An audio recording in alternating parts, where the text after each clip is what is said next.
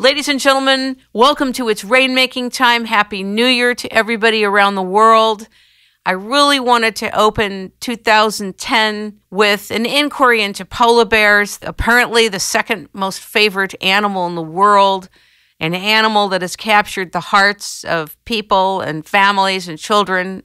Certainly, when I look at pictures of polar bears sitting on thin ice or not able to be in their proper habitats, my heart goes out to them and my concern and worry goes out to them. I'm sure that's true for everybody around the world.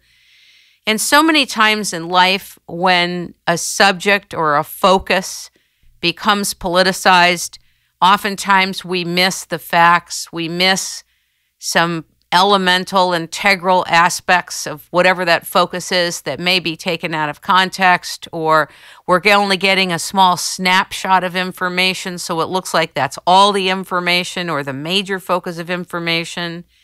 So I want to invite you to journey with me with a man who has spent many, many years focused in the field on polar bears. His name is Dr. Mitch Taylor. He's worked on polar bears for the past 31 years and has been a polar bear biologist for the Northwest Territories and Nunavut Territory, Canada, for 22 years. He's a member of the IUCN/SSC Polar Bear Specialist Group and Canada's Federal Provincial Polar Bear Technical Committee until 2008.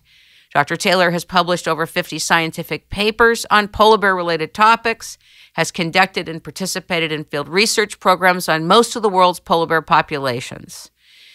Most recently, Dr. Taylor and colleagues completed the Davis Strait Population Inventory, which is one of the most southern of all polar bear populations, and was the co-author on Canada's COSEWIC Polar Bear Draft Status Report. From 2004 to 2008, Dr. Taylor has also been the manager of the Decentralized and Relocated Wildlife Research Section and is currently an adjunct professor and contract lecturer at Lakehead University.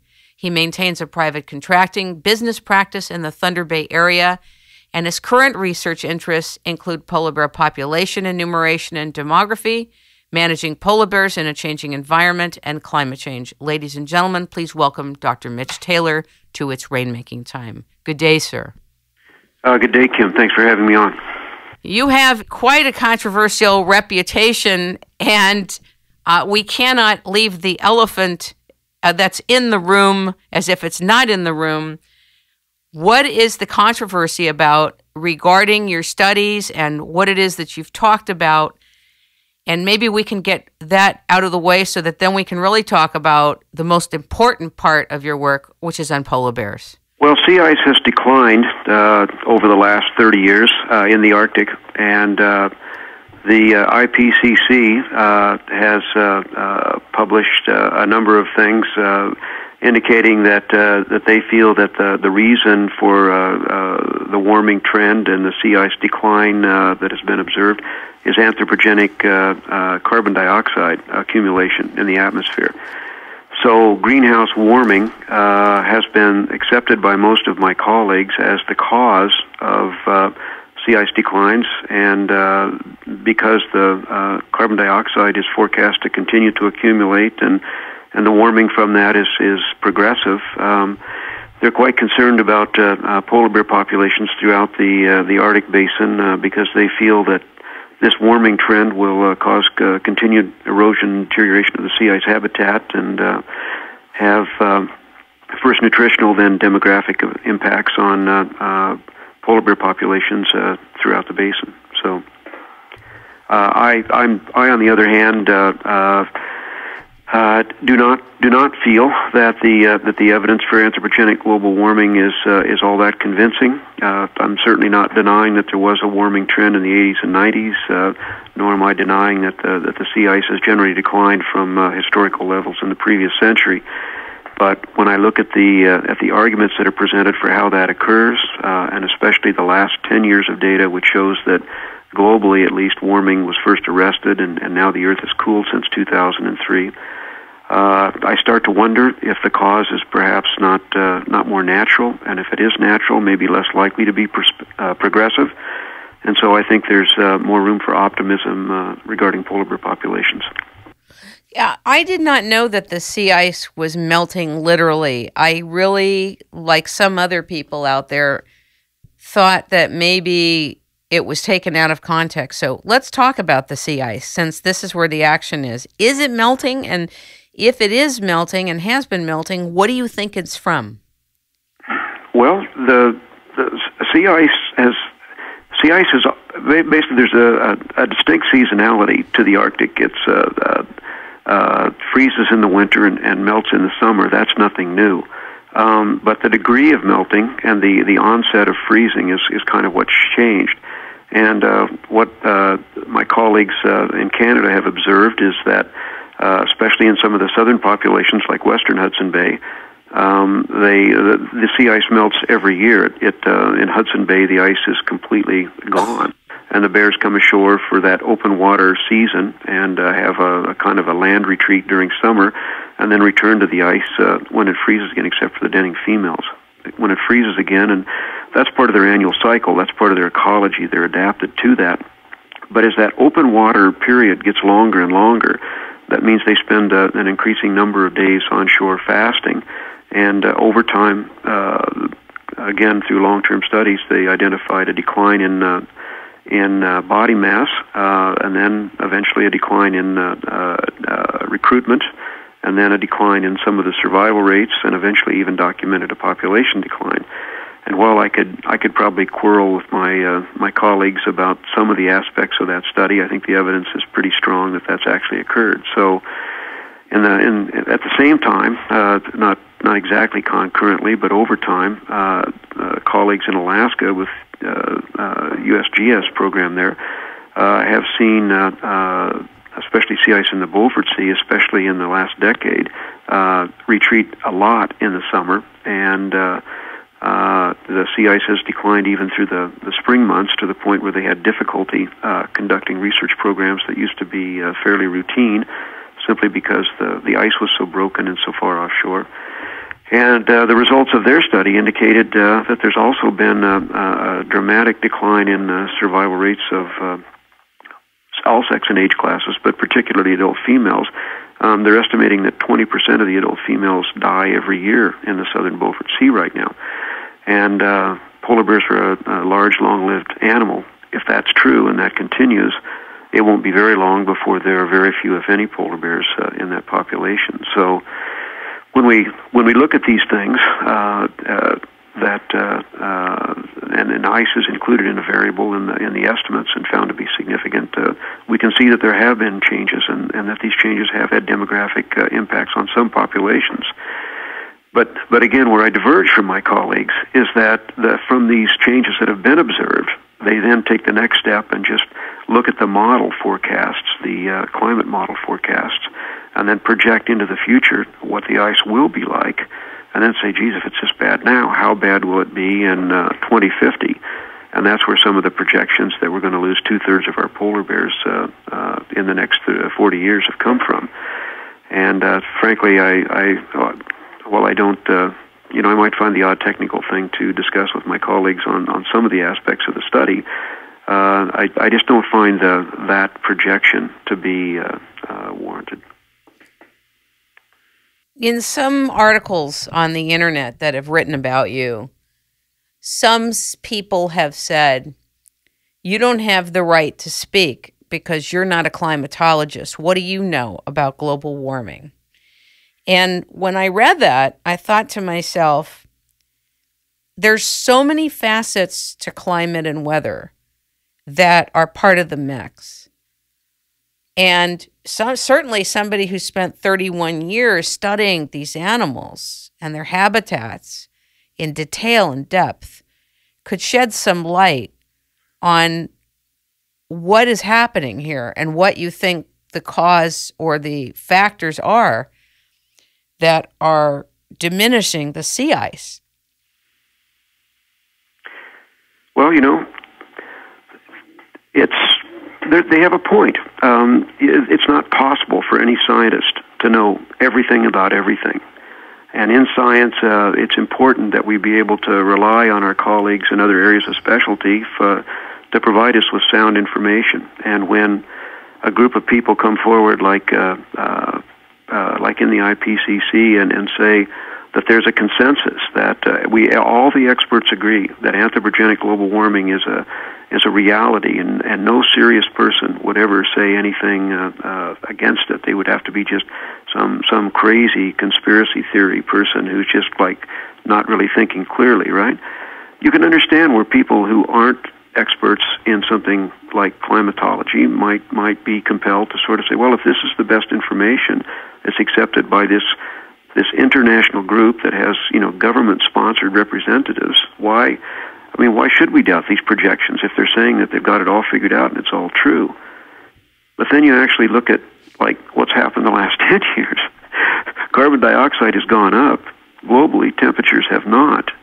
I mean, you start to wonder, well, is there a consensus? What is the science based on? What are the arguments that they're really drawing on for this? And just because I'm not a climatologist doesn't mean I can't read and I can't think about what I read. And so I began to read, and I began to speak to people who work in this area. I've attended a couple of conferences that were well attended by a number of researchers around the world, really. Some of them national heads of government who don't agree with anthropogenic global warming, who don't feel that the full information is coming out, who don't feel that it's all cut and dry. And one thing I can say for absolute certainty is that this notion that there's a consensus on this issue is false. There's a lot of people who disagree and have good reasons for that. So I've been doing the best I can to learn about it, and yeah, I share what I learn, and it may be my understanding is incomplete, but I feel that it's important that all of us who are affected, as well as the ones doing the root research, are part of the dialogue. There are technologies that exist that are being used to alter our atmosphere, that are in force every day using technologies that were invented by Nikola Tesla. And it's interesting when you talk about or think about whole systems, a whole systems approach to solving something or identifying what a problem is. There are so many factors that are off the table, like warming. What would make something warm or melt? Well, frequency changes, electromagnetic interference, pollution via, Tesla radiation technology used by government agencies. As a matter of fact, there's one in Alaska called HAARP. And they send billions of gigawatts of energy that destroys our ionosphere and other parts of our environment, and it's not even on the table of climate change or weather. And yet they're using weather modification technologies, and the public is totally asleep. Much of the public is asleep. So when one refers to causation, and because my area of focus is in whole systems, a whole systems approach to everything, when you have technologies that are being deployed that are not in the public mind of even knowing that they exist, and then you have a government apparatus that's saying that there's warming without the other factors on the table, and then everybody's scratching their head, why is the sea ice melting? Well, I think we're doing. I'm doing a separate show on this coming up on HAARP and that technology that's used, which is not about this show. But it's interesting to me that a false attribute would be used to say it's this or it's that, why the sea ice is melting. First of all, I didn't know that, in fact, 100% that was correct. So you're verifying that that's correct today. But there are the other part of it is that even some of the technologies that are being used and deployed and experimented with by our military are not even known to climatologists or meteorologists, polar bear biologists, etc. And so there are things in the realm of physics that unless you bring a physicist on board as part of the overall climate and weather mix for a discussion, it's still incomplete. Do you see what I'm saying?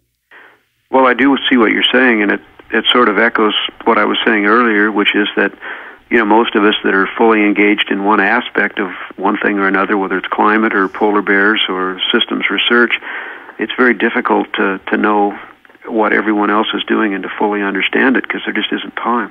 Right. Let's talk a little bit about, or let's talk a lot about, what is in your heart to share with the public about your experience as a polar bear researcher who spent 31 years focusing on them? What do we need to know? Well, I guess the first thing I would do is reassure people that the issues and the problems and the dire forecasts and the bad pictures are not things that are happening now or have happened in the past. There are some indications of sea ice issues that have been sort of analyzed, and it appears that they've caused, for example, polar bears in the Beaufort Sea to have adult female survival rates that are only 80%. But the actual decline in populations that has been detected is limited to only 260 animals in western Hudson Bay. Everything else, all the other dire predictions are essentially predictions that are based on these climate model forecasts. Can you say that again, because that's very profound? Say it one more time. Well, scientifically, if the confidence intervals overlap, then you can't say there's really a difference between population numbers at time t and time later, right? So the actual decline in numbers for all 19 subpopulations that have been documented is 260 bears, about 265, something like that, in western Hudson Bay. There have been no declines documented from actual population enumeration methods for the southern Beaufort Sea or the northern Beaufort Sea or southern Hudson Bay, Davis Strait, any of these other populations. So 260 animals from one population.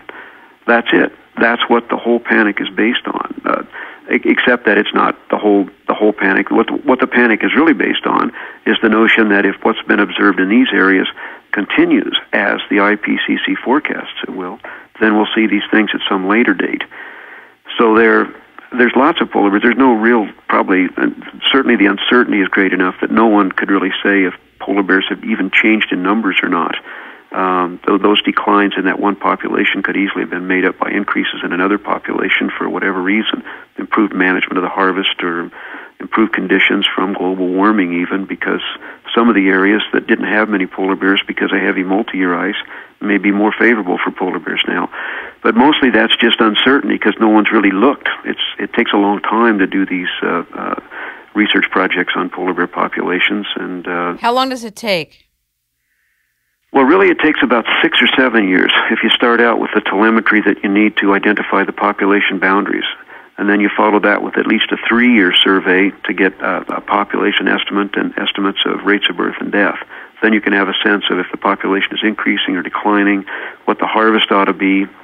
And for most of our populations, we have only one sort of a snapshot of that. We don't even have a second sort of a snapshot to see if things have changed. A few of the populations that have had long-term research, like southern Hudson Bay or like western Hudson Bay, and like southern Beaufort Sea, there are issues with the sampling, which is there were logistic constraints that didn't allow the researchers to sample the whole area. For example, in the southern Beaufort Sea, the researchers were only able to sample about half of the area based on the distribution of their radio-collared animals. So they knew they weren't getting out and sampling all the bears, just the bears they could get to.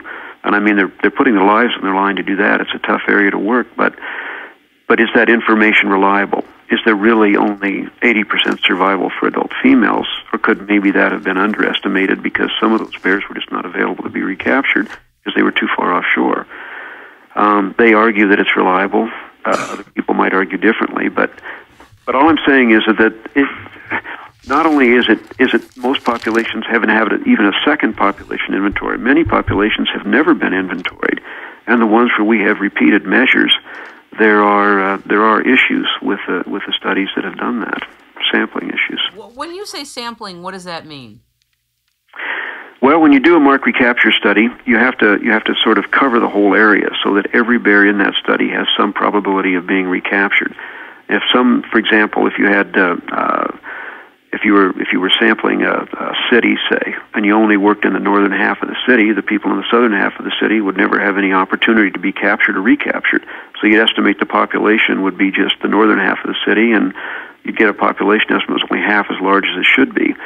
Now, obviously, people are moving around in a city and in a polar bear population, but essentially the accuracy of your estimate depends on the degree of that intermixture and the degree to which your model structure can kind of incorporate the fact that all animals are not equally available or vulnerable to capture. When you say recaptured and captured, do you mean literally you capture them? Yeah, the way it works in very simplistic terms is like if you would go to a population, you would catch 100 animals, mark them, let them all go, and then come back the next year and catch a second 100, and of that second 100, find 10 that were marked.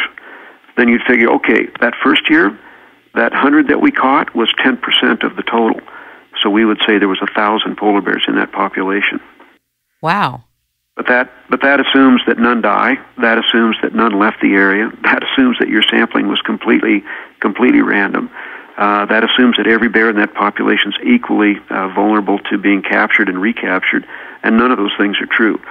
So the reality is it's a highly technical, very involved process that is logistically difficult, sometimes even dangerous. And then that's not even the hard part. The hard part is finding an analyst that's smart enough that they can actually create capture and recapture and survival models that are accurate and that fit the actual way the sampling occurred, so that you get reliable information from these studies. It's not cut and dry. You don't just kind of fly over and count them. It's difficult. So you actually, when you say capture now, I know what you mean, but how do you capture a polar bear to do what you're doing? We just dart them. Usually fly over them with a helicopter and dart them with a tranquilizer dart. And then if they have cubs, we get down and do the cubs after.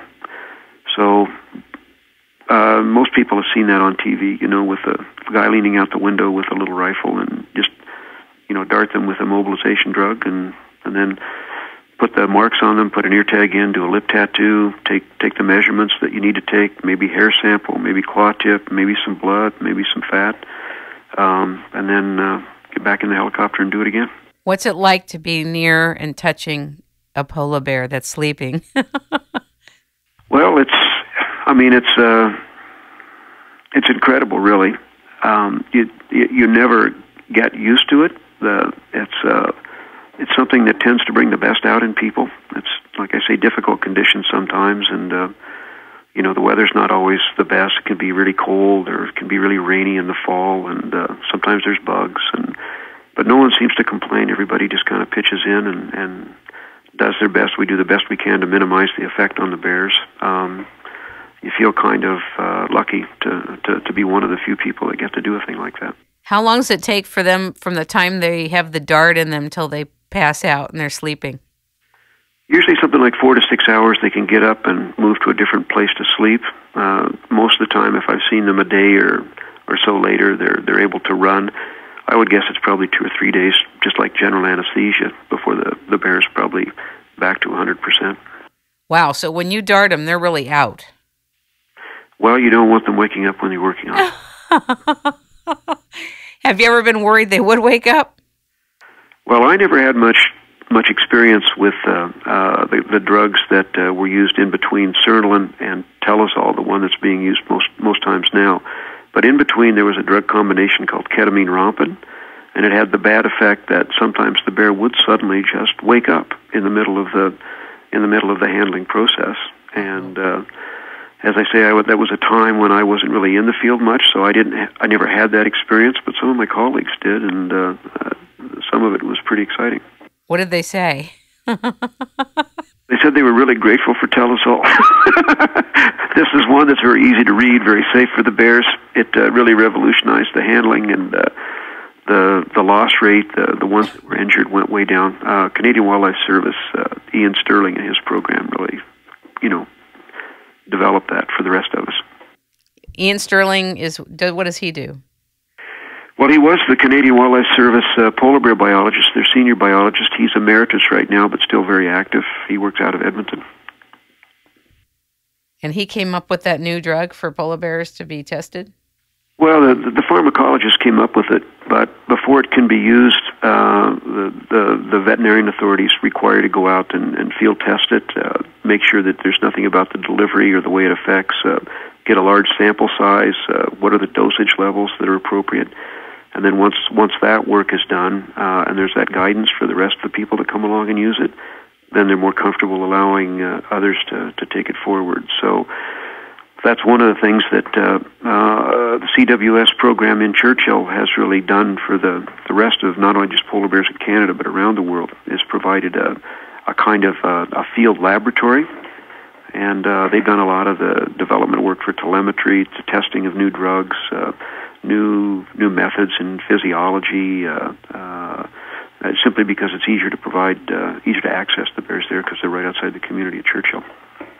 What happens with the cubs when the adult polar bear gets darted and goes to sleep?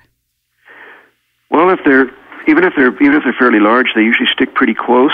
The smallest ones in the spring can be approached and just you just throw a rope over their neck and just give them a little injection with a needle so you don't harm them with the dart. When by the time they're in the fall, they're getting pretty big for that. Some people come and use just a jab pole to do those bears. I use a lighter kind of dart, and I usually do them from the air. By the time they're yearlings or 2-year-olds, they're too big, then they have to be darted from the air or darted from the ground, but darted anyway. Wow. I wonder if the darts hurt them. Oh, they hurt them. It's you can see they wince. It's an explosive injection of the drug. It's a mechanical sort of a device. It's got a little barb on it. We have to nick the skin to get that little needle out, and it's honestly, after you do a few, and the excitement of it kind of fades. You feel like you're darting your dog every time. You try to do it perfectly, but you're human. You don't always do things perfectly. Sometimes the bears behave in unpredictable ways. Sometimes there are places where it's difficult to capture them. We all do our best. We all really regret it if the bear's compromised in any way, and frankly, our safety record is just really short of incredible. A lot of veterinarians don't even accept it because we have about the same mortality as veterinarians do with animals that are brought into a clinic and on their table with anesthesia. So. But we know that it's true because part of our studies is estimating survival, and if the animals were dying after or something like that, we would know it because the survival rates would be too low. Wow. Where else in the world does someone with your background, who do you look to for respectability and credibility in terms of polar bear expertise? Who are people that you admire and institutions that you see out there that are doing the right thing? Well, before all this anthropogenic global warming came along, we used to look to each other. There was an acknowledgement that no one person can be good at everything, and so often programs were done as collaborations. I've worked a lot with other agency researchers, university researchers, graduate students. But I would say really the group that I look to sort of for review, if you will, or to kind of double check my perceptions or to kind of know if I'm doing a good job or not are Inuit hunters. They're the ones who have grown up and lived in proximity with the animals, who have had a chance to see them doing natural behaviors, not just running from the helicopter. They're the ones who see the changes in distribution that occur when we do our study, who come after to see bears that we've captured because we make a little mark on their fur so that we know them don't catch the same ones twice. They're the ones who kind of give us the feedback on whether our estimates of population numbers and sustainable harvest rates are correct or incorrect, if they're seeing the bears increase because the harvest too low, or if they're seeing the bears decline because maybe we got the harvest too high. What's happening ecologically? Are the bears skinny? Are the bears fat? Are the bears using the same areas for denning? Are they moving to different areas? Are the bears behaving differently now, or what does that tell us? So even just how to catch the bears, even just understanding how to read the tracks and where the bears are likely to be found and where they're not likely to be found, and what areas do we need to budget time to really search well, because these are concentration areas, and what areas are the numbers really sparse and we don't have to spend much time there. So, with hunters, I would say, if you took the knowledge about polar bears that's been accumulated since humans have been on the planet, there'd be a teeny tiny little circle called scientific knowledge, and there'd be a great big circle called traditional ecological knowledge that's held by Aboriginal hunters. And how closely did you work with the Aboriginal hunters? Well, they participate in all of our field work. Typically, either the interest or the expertise is not there for doing the analysis stuff, so usually we're going to universities or agency specialists. We try to get the best people there are for the data analysis. I try to participate. I've done some simulation modeling, and I've written some analysis programs. But frankly, the mark recapture work has become so technical that almost all of us have to go to biometricians for support for that. How many people are on your team when you're going out into the field? What's a typical scenario like in terms of the teamwork that's necessary? We don't like to have anybody back at the cabin by themselves. Usually I'm working in areas that are remote. I'm not working out of communities, so usually we have two people back at the cabin that are kind of, doing the camp chores and getting the meals ready, and there's four of us out working in the helicopter. Usually there'll be one person like myself who's got the experience that's kind of leading the team. We're very, very careful to pick only the best pilots, because most of the capture work, the actual catching the bear, has more to do with the pilot and his skill than it does with the biologist or the shooter or whatever. Local people participate. They're part of the regular crew. Sometimes there's an assistant biologist. Sometimes there's a university professor. Sometimes there's a graduate student. Sometimes there's someone from another agency, because it's a shared population. So the crew varies depending on where you're working and who else is involved, but usually there's four in the helicopter and two back at the base camp. Wow. So have you ever been scared when you've been in the helicopter that it got too low or too close to the bear, or that it could go out of control? Because helicopters aren't considered safe like airplanes. What do you think? Oh, I think helicopters are safer than airplanes. The auto-rotation characteristics, if an engine failure occurs, it'll let you set it down safely in even very, very difficult terrain, which often we're flying over. And actually, I'd be lying if I didn't say I didn't feel a little twinge now and again. But honestly, the pilots that we fly with are so good that they're just extraordinary. And I've always felt very safe and very comfortable when I was in their hands. I felt more concerned about domestic flights, frankly, sometimes, but that's just me. Do you fly helicopters? Oh no! I mean, I've talked it over with pilots. My focus is on the bears, and I think everyone agreed it would be a tremendous mistake if I ever attempted to fly anything. So I'm a passenger and happy to be there. I wonder what would make somebody want to become a helicopter pilot to capture the polar bears for study. Yeah. Some people are just gifted. Their vision, their ability to keep track of all the things that are happening at once, like wind direction and movement of the bear and obstacles on the ground, monitor their equipment, make sure that they've got the power they need to do the maneuvers they need to do, just dance in there nice and close so you can make a good shot, keep the bear out of trouble while he's going down. And I think for many pilots, they need the wages to live and pay their expenses and feed their families and everything. But the opportunity to do something well that not very many people in the world could even begin to do, I think that's more of the motivation than the wages. It's a very different kind of work, isn't it? Like, totally. Don't you miss that, being in the field right now? Oh, I can hardly talk about it. But, I had my day, and I'm 61 now.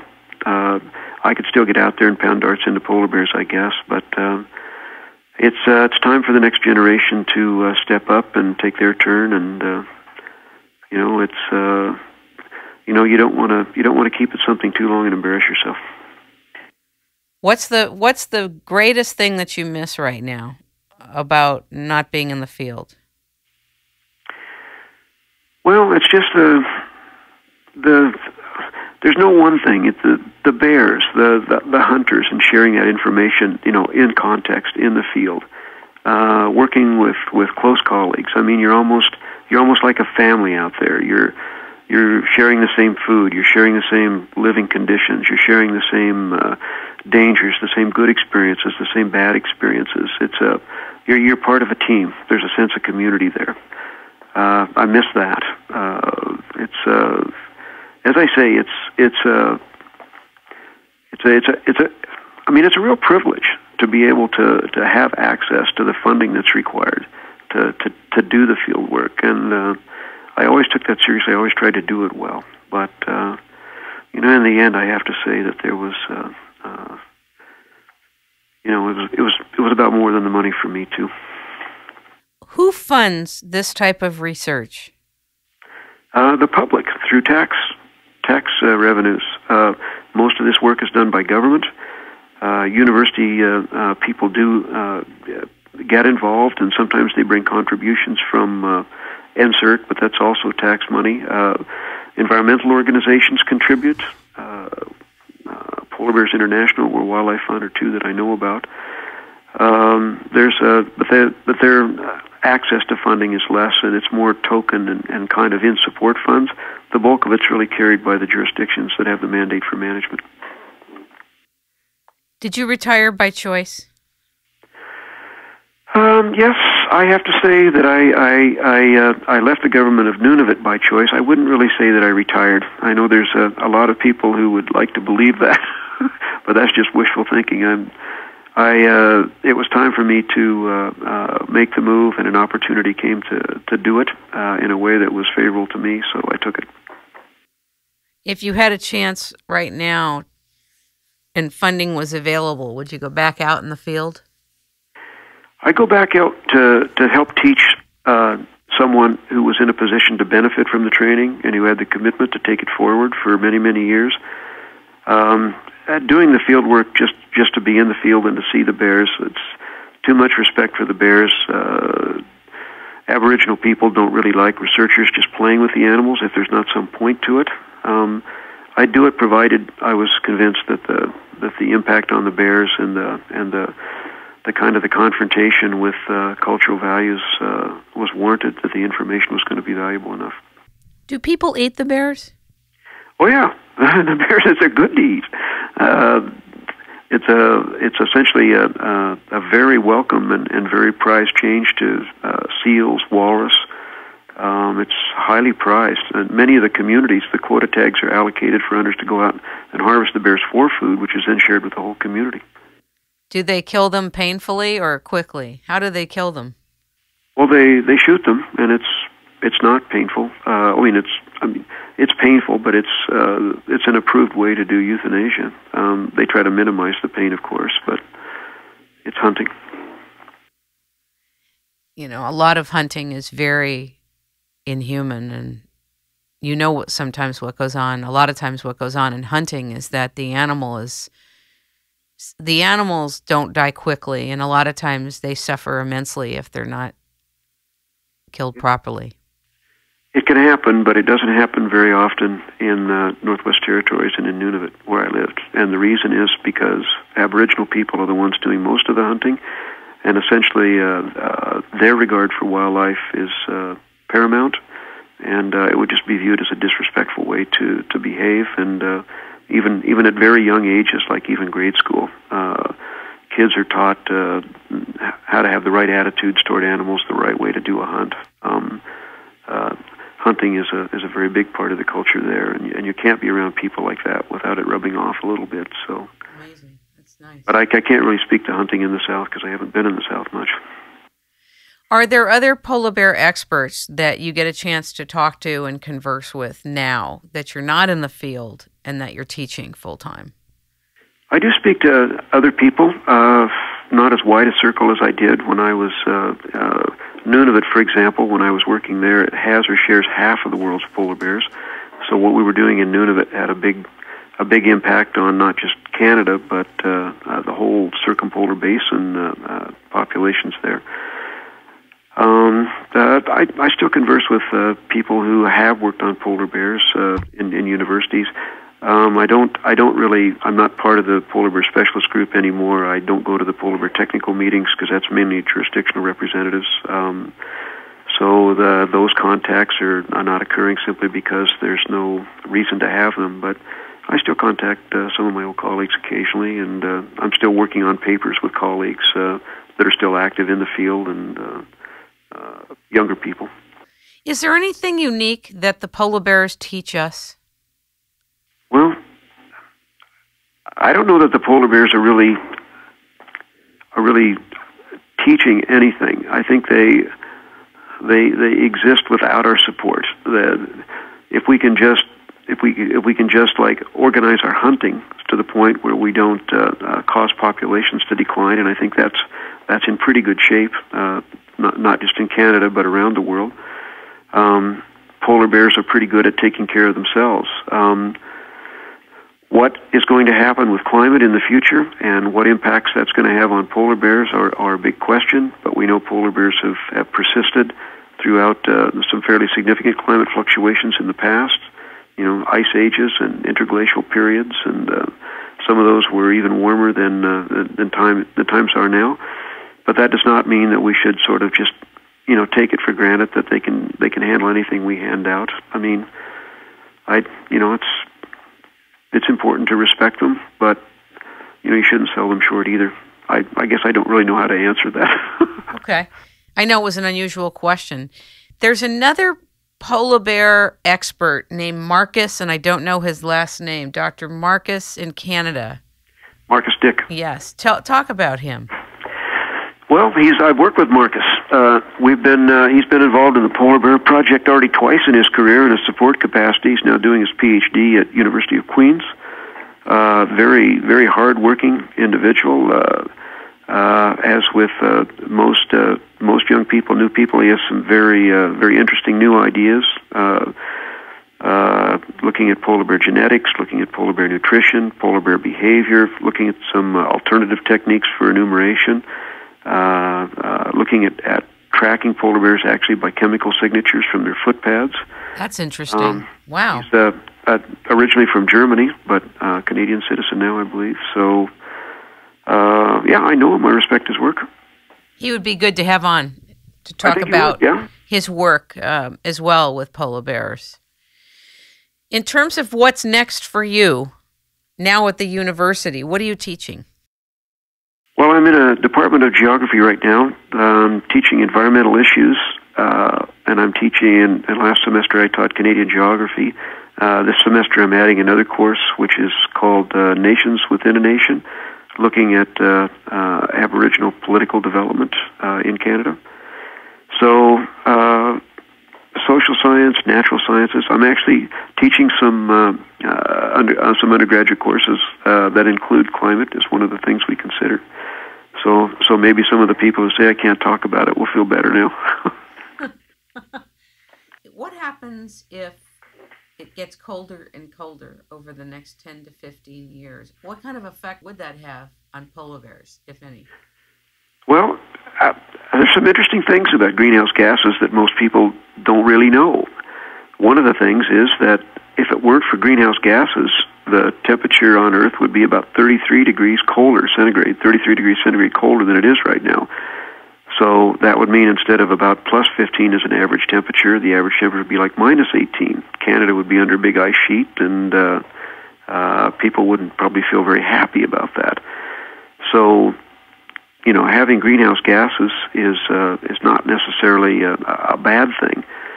We're in an interglacial period right now. The Pleistocene has been characterized by repeated ice ages, and most of the Pleistocene, including the last little bit of it, has been dominated by ice ages. So that a lot of people feel that we're sort of already kind of past due, and that climate is likely to cool just because whatever it is that triggers ice ages is kind of overdue to cause another one. The climate is an extremely complex science. Everything from celestial mechanics to the way heat's distributed by the oceans and the atmosphere, the scale that people have to think and work on and take measurements from. There are a number of ideas about what cause ice ages right now, but and we know that it seems to be a North Hemisphere phenomena. For example, South America's never been glaciated, so the Arctic seems to be a key thing in triggering it. It has positive feedbacks there that tend to keep a warming trend going longer and tend to keep a cold trend in place perhaps longer than it would otherwise if it was just all things equal. But I think the climate science is really a very young science, just a developing science. And I think that, in the next 10 or 15 years, new information is going to be developed and new perspectives that are just going to cause our jaw to drop. And, I very much look forward to that so that we can, at least in my little area, which is polar bears, get back to the business at hand. I interviewed Bob Felix, who wrote the book Not by Fire, but by Ice, and Magnetic Reversals and Evolutionary Leaps, and he's over at iceagenow.com. Uh-huh. And he researched a lot of the triggers and factors that have brought us into ice ages. And he's convinced that we're on our way to one. And, of course, there's not really a lot of room to hear that right now for most people because it's kind of like saying up is down, down is up, right is left, left is right, right? But most people can barely hear that the Earth has been cooling for the last X number of years because the primary focus and emphasis and impassioned dialogue that's been empowered on the mainstream media channels, both radio and television and print, has been this thing with global warming. So a great deal of the public is not really prepared to hear other information that has to do with factual evidence that the Earth is cooling. It makes it very difficult for people to hear that. But anyway, he has substantial evidence, the way he's compiled and put things together. You should take a look at his site. And I think he'd be very interested in your work as well. Looking back sort of in the millions of years now, tens of millions of years as a time frame, the Earth has been in a long-term cooling trend for quite a long time. That's known sort of from a number of proxies. As I say, one could understand the warming that occurred as a recovery from the Little Ice Age. If you look back, just through the history of human records, there's been climate fluctuations, and climatologists like to get 30 years before they talk about trends, simply because there are so many things that can affect annual temperatures. So I think it's because the demand is for action now. It puts a big burden on the public and on decision makers to really know what to do when there's so much ambiguity that's actually out there, and there's so many people insisting that they have it all figured out and they know just what to do. I mean, it must make them mad to read all the conflicting kind of perspectives on things. It's difficult for the public, particularly if you have been fed and fully ingested something as like a state of the world, and you find out that you have to go do your own assessment. You really have to go do your own due diligence and listen and ask the questions and separate the wheat from the chaff, and it's not always easy to do.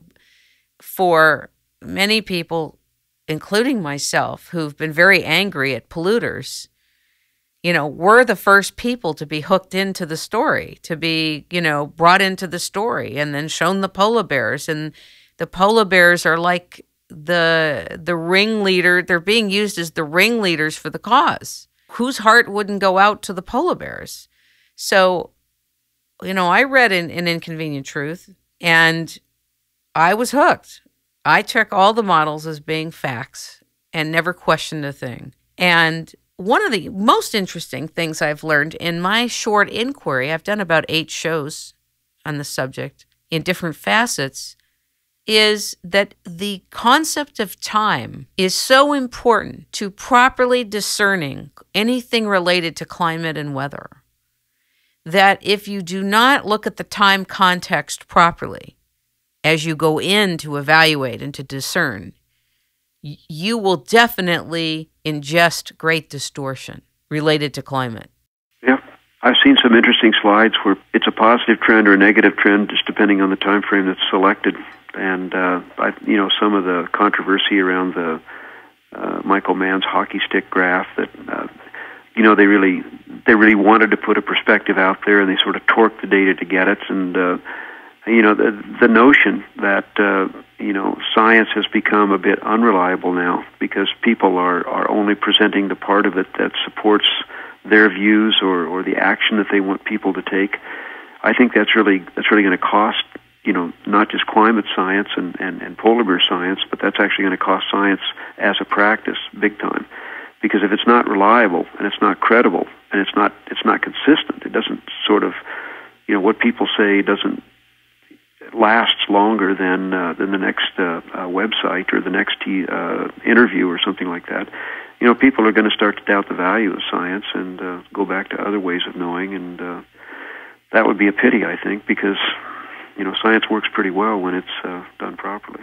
Where do you see the funding for true science coming from, since the science has undergone a politicalization process where there are right and left sides, so to speak, or popular positions and unpopular positions? Not that there weren't in the past, but where do you see science going now, given what's happened?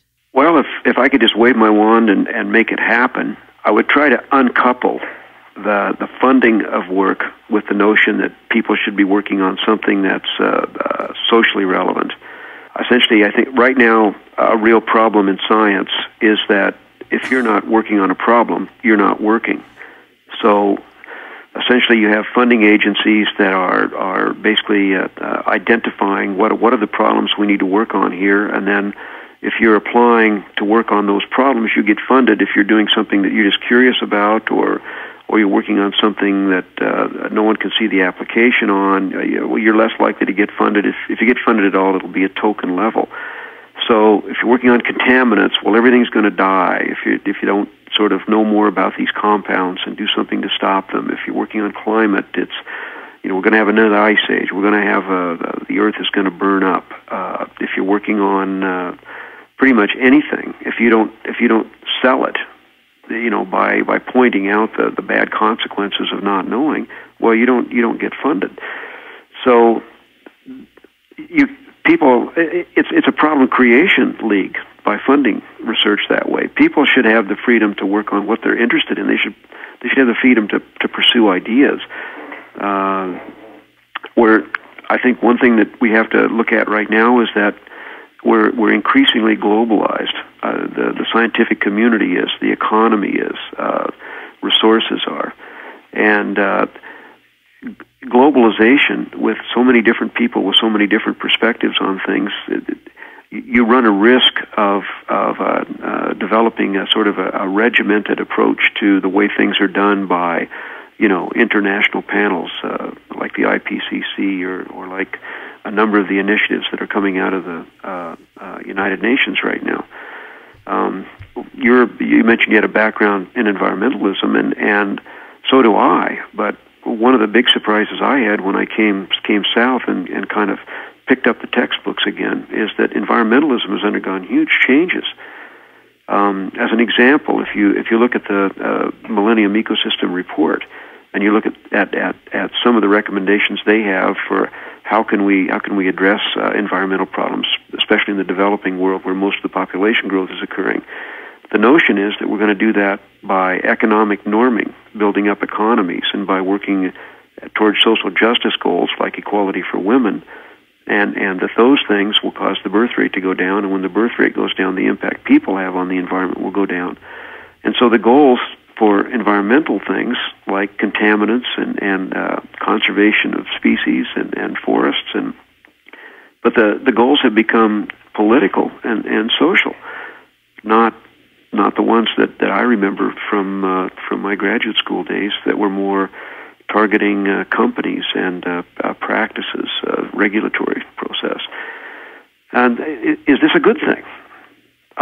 Is it taking us a direction that's going to be positive and result in success, or is this just human nature, and politics expressing themselves? And these things are not even being discussed right now, but they should be. I think it's all part of the same problem. Things have changed, and I'm not sure it's for the better. I'm not sure it's for the better either. Is there anything that you would like to share that you would like to leave the public with regarding your 31 years with polar bears? Sure. I guess what I'd like to leave people with is, please don't believe a thing I've said. Please go online, go to your library, talk to other experts. Think about what I've said. Is it consistent? Does it make sense? And do the same to everybody else.